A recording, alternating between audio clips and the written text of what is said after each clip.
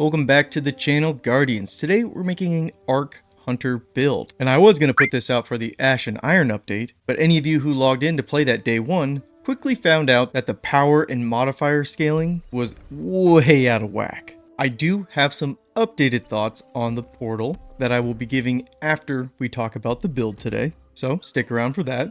And one last thing before we get started with the build, I'd really appreciate if you guys would hit that like button because YouTube's algorithm is scaling really hard with engagement metrics. So that does involve hitting the like button, and if you're feeling extra generous, comment below on anything we discussed in the video today, or I guess anything Destiny 2 related. But that's it for the intro, let's get into the build.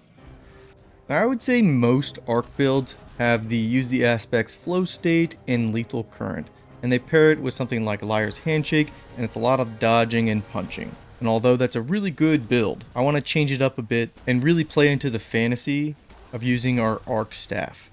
But before we get into the aspects, let's start with our super. We're going with Arc Staff. And we're also going with Gambler's Dodge. These two are absolutely mandatory for this build, so no flexibility there. As far as your melee and your grenade, there is flexibility there, because our melee is going to be using Tempest Strike here. So this is where you slide, and if you use your powered melee, you will then use your Arc Staff to basically do a lightning uppercut with your staff. It's very cool and very flashy. You can then follow that up with using Ascension, so your dodge, to use your Arc Staff to propel yourself into the air, making you amplified and doing some good AoE damage. Now, both of these aspects are going to be debuffing the enemies with Jolted, and in the case of Tempest Strike here, it's going to be giving us a stack of Bolt Charge as well. And now moving on to our fragments. Our first slot here, we're going with Spark of Resistance. This is going to be for some survivability because we are mostly going to be in that mid to close range. And then for our second fragment, we're going with Spark of Ions. So every time we defeat a jolted target,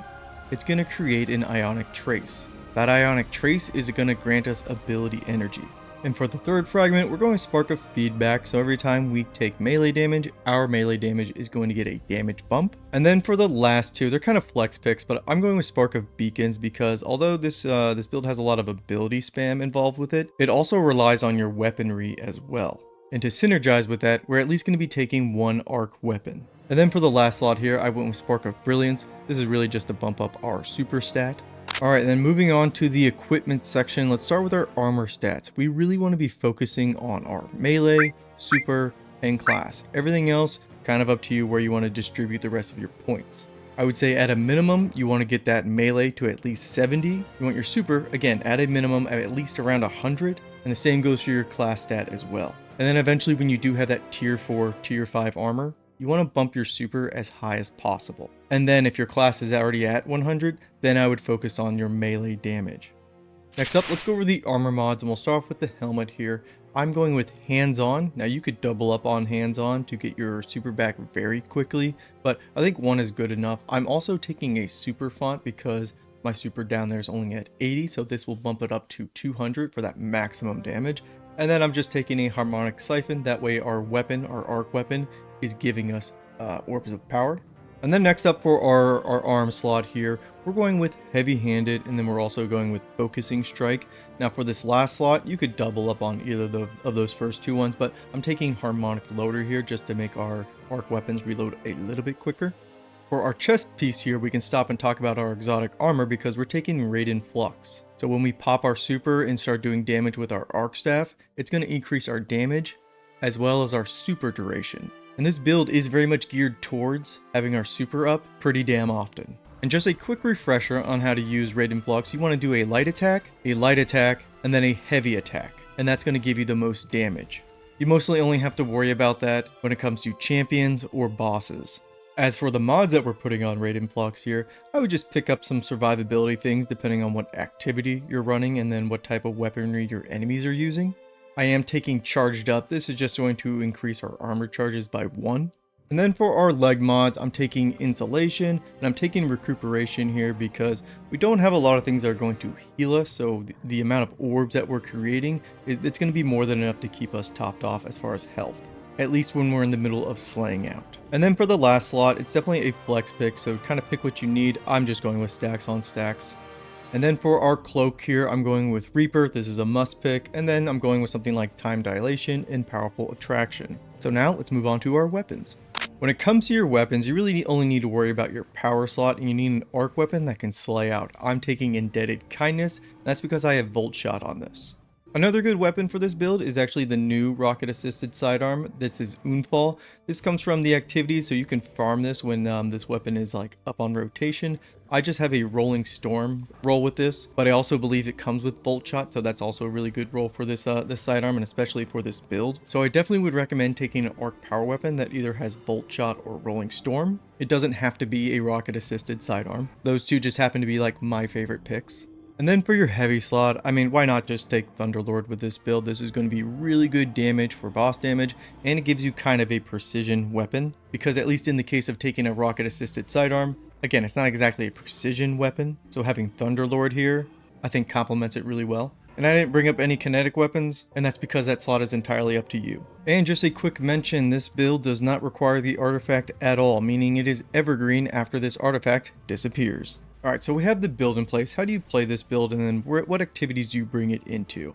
Well, first off, how do you play this build? You want to first go in, use your powered melee, your Tempest Strike. You want to follow that up with an Ascension, and that'll start the Ionic Trace feedback. So essentially, every time your class ability is up, you use that. That's going to give you back your powered melee. You do a Tempest Strike, that's going to give you back Ascension, your class ability. So those two abilities are going to be perfectly synergized, where you're always going to have one of them up, and then by using it, it's going to bring the other one up, and vice versa. So that's why I said at the beginning of the video, this almost could be considered an ability spam build. But say you get out of rhythm, or getting into close quarters is a little too dangerous.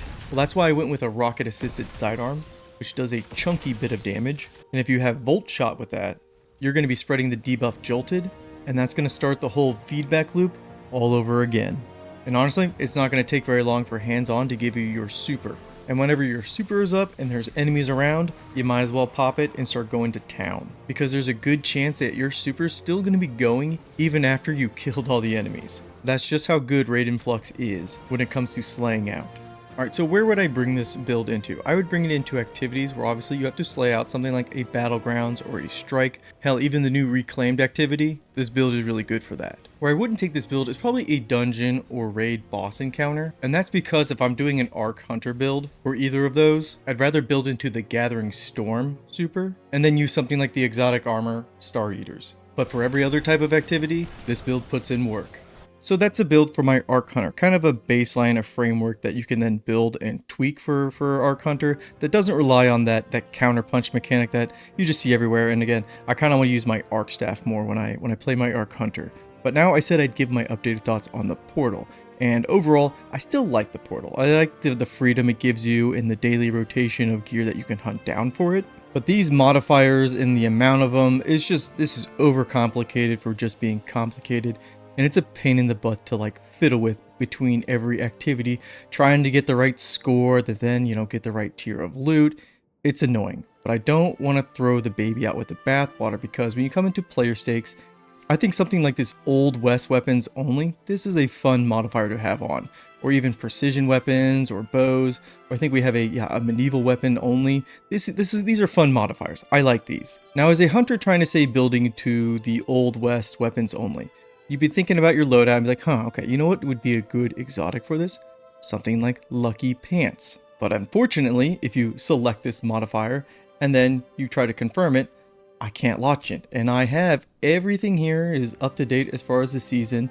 The exotic Lucky Pants here, this is a seasonal exotic. I know they're getting rid of the seasonal exotics, but still, this should work for this modifier, and it doesn't. So if I just quickly switch on to another pair of pants from the season, and I go back into the portal, well, guess what?